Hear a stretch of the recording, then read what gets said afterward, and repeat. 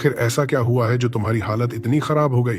विवेक की बात सुनकर ब्रजमोहन थोड़ी देर चुप रहता है और उसके बाद वह गहरी सांस लेकर अपना दिल खोलते हुए कहता है, देख नन्हे, जब तू यहाँ से चला गया था और वो 10,000 के जेवर गिरवी रख दिए थे, तब हम दोनों पति पत्नी बहुत मेहनत करते रहे। उन जेवरों को तो छुड़ा लिया था, लेकिन उसके बाद धीरे धीरे हमारी जिंदगी में कई बदलाव आने लगे। मेरी तबीयत खराब हो गई और बच्चों को बड़े होते देख मेरी चिंता बढ़ने लगी। उनकी पढ़ाई का खर्चा, बेटी का विवाह, सब कुछ बढ़ता ही जा रहा था।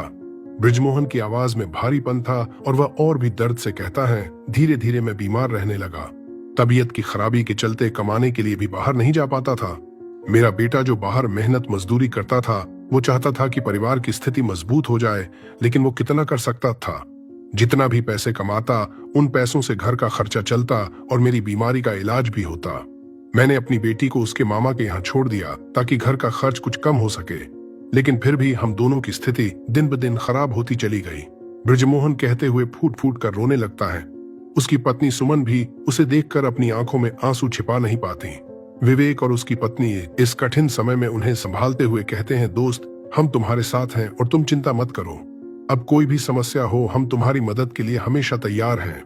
तो विवेक और उसकी पत्नी दोनों ब्रजमोहन और सुमन को ढांढस देते हुए उन दोनों के सामने वह ब्रीफकेस रख देते हैं जिसमें ढेर सारे पैसे थे और कहते हैं, देखो, मैं तो तुम्हारा कर्ज चुकाने के लिए इन पैसों को लेकर आया था, लेकिन लगता है अब तुम्हें इनकी कोई जरूरत नहीं है। ब्रजमोहन हंसते हुए कहता है, अरे भाई, मैंने तो तुमसे पहले ही कहा था कि यह कोई कर्ज नहीं है, ये तो हमारा प्यार है जो हमने तुम्हारे लिए किया था। दोनों के बीच यह स्नेह भरी बातें हो ही रही थीं कि तभी ब्रजमोहन का बेटा घर में प्रवेश करता है। वह मजदूरी कर रहा था और जैसे ही उसने घर के अंदर विवेक और उसकी पत्नी को बैठे देखा तो वह हैरान रह जाता है। ब्रजमोहन तुरंत अपने बेटे को इशारा करके पास बुलाता है और कहता है, विवेक, यह है मेरा बेटा जो मेहनत मजदूरी करके हमारे परिवार की स्थिति को सुधारने की कोशिश कर रहा है। विवेक बेटे से पूछता है, बेटा, तुम क्या करते हो? वह जवाब देता है, अंकल जी, मैंने पढ़ाई की थी, लेकिन घर की हालत देखकर मुझे लगा कि मेहनत करना ही सबसे बेहतर तरीका है, तो मैं मेहनत करता हूँ। साथ ही गवर्नमेंट जॉब की तैयारी भी कर रहा हूँ ताकि अपने परिवार की मदद कर सकूं। इस बात को सुनकर विवेक उसे शाबाशी देता है और कहता है कि बेटा, मेहनत करते रहो, मेहनत का फल हमेशा मीठा होता है।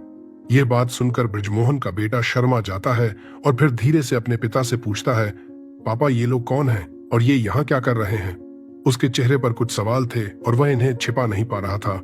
विवेक उसकी आंखों के भाव को समझ लेता है और मुस्कुराते हुए कहता है, बेटा, मुझे पता है कि तुम क्या जानना चाहते हो। जो कुछ भी तुम्हें जानना है उसके सारे जवाब तुम जरूर पाओगे, लेकिन उससे पहले तुम्हें मेरे साथ चलना होगा। विवेक उठने लगता है, लेकिन तभी ब्रजमोहन घबरा कर कहता है, कहाँ ले जा रहे हो तुम इसे? विवेक हंसते हुए जवाब देता है, दोस्त, चिंता मत करो, तुम्हारे बेटे को किडनैप नहीं करूंगा, मेरे बीवी बच्चे यहीं पर हैं, बस मुझे इससे कुछ काम है। ये कहकर वह ब्रजमोहन के बेटे को अपने साथ लेता है और उसे गाड़ी में बिठाकर चल पड़ता है। रास्ते में विवेक ब्रजमोहन के बेटे से उसके मामा का एड्रेस पूछता है और फिर वह गाड़ी को सीधे ब्रजमोहन के ससुराल की ओर मोड़ देता है। कुछ ही समय में वह लोग ब्रजमोहन के ससुराल पहुंच जाते हैं। वहां से ब्रजमोहन की बेटी को लेकर वापस उसी घर में लौट आते हैं। वहां से आने के बाद विवेक ने ब्रजमोहन और उसकी पत्नी से कहा, देखो दोस्त, बहुत हो गया, अब तुम्हें इस तरह की जिंदगी जीने की कोई जरूरत नहीं है।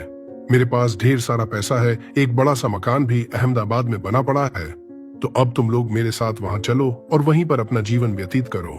यहाँ क्या है, यहाँ तो बच्चों को मजदूरी भी मुश्किल से मिलती होगी। वहां पर मैं तुम्हारे बेटे को किसी बड़ी कंपनी में नौकरी दिलवा दूंगा और तुम लोग मेरे साथ अच्छे से जीवन जियो। मैं तुम्हारी बेटी की भी वहीं शादी कराऊंगा। ये सुनकर ब्रजमोहन थोड़ा सा झिझकते हुए कहता है, नहीं यार, हम लोग यहीं पर ठीक हैं, तुम लोग वहां आराम से रहो, हमें यहाँ कोई दिक्कत नहीं होती। लेकिन ब्रजमोहन का बेटा अभी तक संतुष्ट नहीं हुआ था। वह जानता था कि विवेक इतना बड़ा बिजनेसमैन है, फिर भी वह उनके पास क्यों आया था। वह उलझन में था कि यह आदमी है कौन और क्या चाहता है। अंत में वह पूछ ही लेता है, अंकल जी, आप हो कौन और हमें अपने साथ ले जाने के लिए क्यों कह रहे हो? विवेक ने ब्रजमोहन के बेटे से कहा, बेटा, मैं तुम्हारे पिता का वही पुराना दोस्त हूँ और इसी गांव का रहने वाला हूँ। यह सुनकर गांव के कुछ लोग जो बाहर से छुपकर इनकी बातचीत को सुन रहे थे, उन्हें भी अब समझ में आ गया कि विवेक कौन है और वह यहाँ क्यों आया है। धीरे धीरे गांव के कुछ लोग विवेक के पास आने लगते हैं और उसकी जान पहचान बढ़ाने की कोशिश करते हैं। विवेक ने ब्रजमोहन की बातें समझते हुए मुस्कुराते हुए कहा, ठीक है, तुम जो कह रहे हो वह सब सही है, लेकिन फिलहाल मुझे तुम्हें अपने साथ ले जाना है। इस पर ब्रजमोहन थोड़ा सोचकर कहता है, भाई, अभी तो रात हो गई है, कल सुबह हम देखेंगे, आज रात तुम यहीं रुक जाओ, फिर कल सुबह देखते हैं कि क्या करना है। बृजमोहन ने विवेक और उसके परिवार को रात भर वहीं रुकने के लिए कह दिया। रात भर वे आपस में बातें करते रहे और अगले दिन तय कर लिया कि वे लोग वहीं से अहमदाबाद चलेंगे और अपनी जिंदगी वहीं पर शुरू करेंगे। अगली सुबह विवेक बृजमोहन के पूरे परिवार को लेकर अहमदाबाद आ जाता है। वहां वह उन्हें बड़े आदर और सम्मान के साथ रखने लगता है। थोड़े समय बाद विवेक ने बृजमोहन की बेटी की शादी एक बहुत ही बड़े घर में तय कर दी थी और बृजमोहन के बेटे को अपनी कंपनी में एक बड़े मैनेजर के रूप में काम पर लगा दिया था। समय बीतते बीतते बृजमोहन के बेटे की भी शादी हो गई और उसकी पत्नी भी उसी घर में रहने लगी। कुछ दिनों बाद बृजमोहन का बेटा अपने लिए एक अलग मकान खरीदता है और अपनी पत्नी के साथ उसमें रहने लगता है। बृजमोहन और उसकी पत्नी सुमन कभी अपने दोस्त विवेक के घर पर रहते तो कभी अपने बेटे के घर पर आकर समय व्यतीत करते। वे दोनों खुश रहते और आराम से अपनी जिंदगी बिता रहे थे।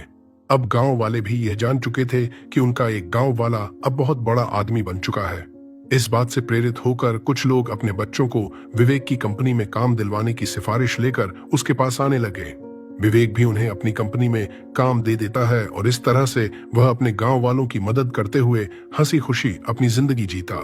समय के साथ 2014 में विवेक के प्रिय मित्र बृजमोहन जी का निधन हो गया, लेकिन उनका बेटा अहमदाबाद में विवेक के साथ ही अपनी जिंदगी बिताता रहा।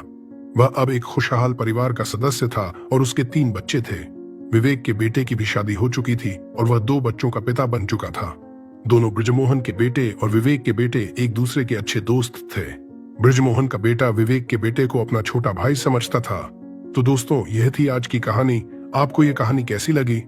कृपया कमेंट बॉक्स में हमें जरूर बताएं।